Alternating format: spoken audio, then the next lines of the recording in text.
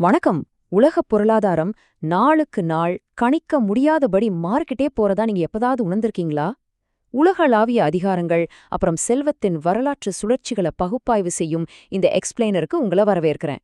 இன்னைக்கு உலக அரங்கில் நிஜமாவே என்ன நடந்துகிட்டு இருக்கு, எதிர்கால சந்தை எப்படி இருக்கப் போகுது அப்படிங்கறத நீங்க மிக தெளிவா புரிஞ்சுக்க இந்த தொகுப்பு ஒரு மேப் மாதிரி உங்களுக்கு நிச்சயமா உதவும். சரி, நாம நேரா விஷயத்துக்குள்ள போயிடலாம்.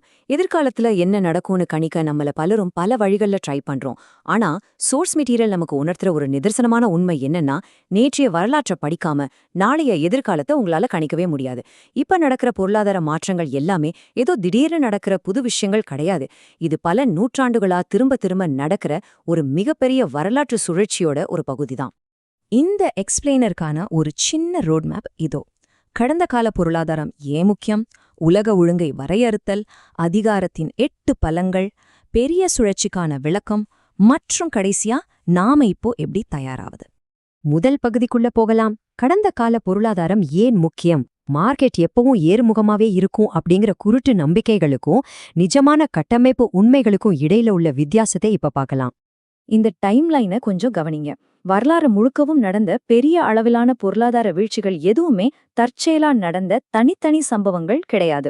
1929 நடந்த பெரும் மந்தநிலையா இருக்கட்டும், 1971 நடந்த பங்குச்சந்தை மாற்றங்களா இருக்கட்டும், 2000ஆம் வருஷம் உருவான ரியல் எஸ்டேட் மற்றும் வங்கி சிக்கல்கள், அப்புறம் 2008 நடந்த மாபெரும் வங்கி வீழ்ச்சிகள், இது எல்லாமே நம்ம மார்க்கெட் சுழற்சியில தொடர்ந்து நடக்கிற கட்டமைப்பு தோல்விகள் தான்.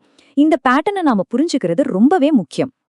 இப்போ இரண்டாவது பகுதி, இந்த மார்க்கெட் சுழற்சிகளை பத்தி பார்த்துட்டோம். ஆனா இதையெல்லாம் கட்டுப்படுத்துற அந்த ஒட்டுமொத்த சிஸ்டம் என்ன? அதான் உலக ஒழுங்கை வரையறுத்தல். இந்த இடத்துல உலக ஒழுங்கு, அதாவது வேர்ல்ட் ஆர்டர்னா என்னன்னு நம்ம தெரிஞ்சுக்கணும். சிம்பிளா சொல்லணும்னா இது உலகளாவிய அதிகாரம் மற்றும் நிதியியலோட ஒரு அடிப்படை கட்டமைப்பு.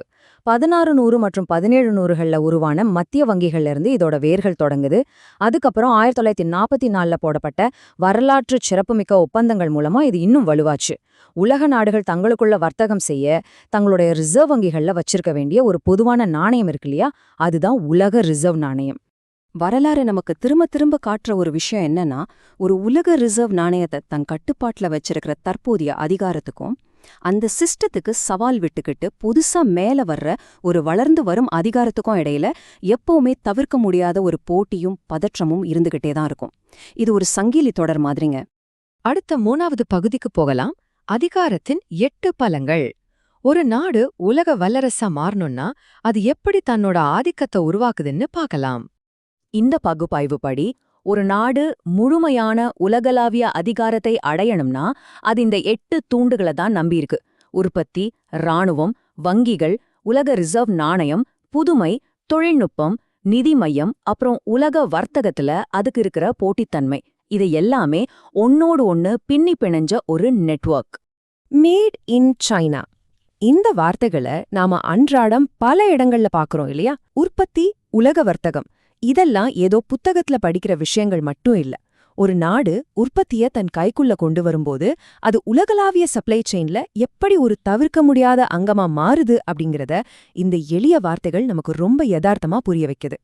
நாம எந்த சார்பும் இல்லாம அமெரிக்காவையும் சீனாவையும் ஒப்பிட்டு பார்த்தோம்னா அதிகாரங்கள் எப்படி மாறிக்கிட்டு இருக்கு அப்படிங்கறத ரியல் டைமா பார்க்க முடியும்.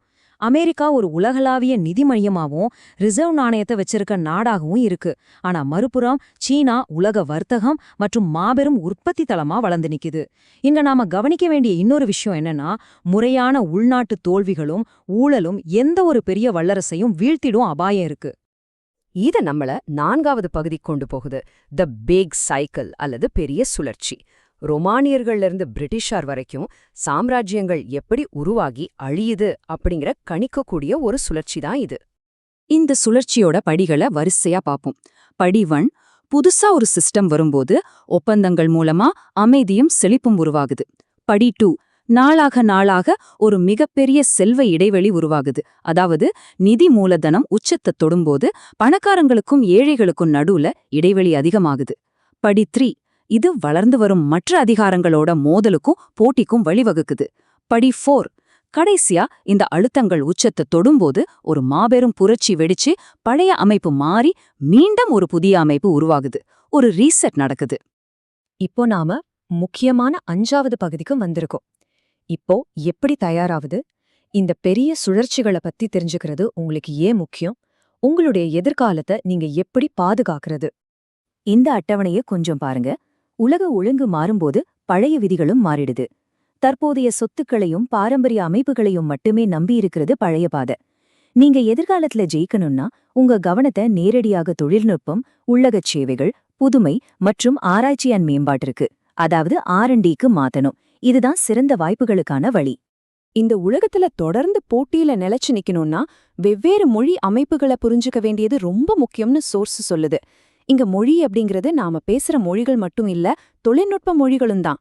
மாறிவரும் இந்த தொழில்நுட்ப பாதைகளுக்கு ஏற்ப உங்களை நீங்க முழுமையா அப்டேட் செஞ்சுக்கிறது ரொம்பவே கட்டாயம். இறுதியா உங்களை சிந்திக்க வைக்கிற ஒரு கேள்வியோட நான் முடிக்கிறேன். இந்த உலகளாவிய சுழற்சியையும் அது எப்படி செயல்படுதுங்கிறதையும் இப்போ நீங்க தெளிவா பார்த்துட்டீங்க. அதிகாரங்களும் செல்வங்களும் மாறிக்கிட்டே இருக்கு. நாளைய புதிய பொருளாதாரத்துல உங்க இடத்தை தக்க வைக்க உங்க திறன்களையும் முதலீடுகளையும் மாற்றுறதுக்காக இன்னைக்கு நீங்க எடுக்க போற முதல் அடி என்ன?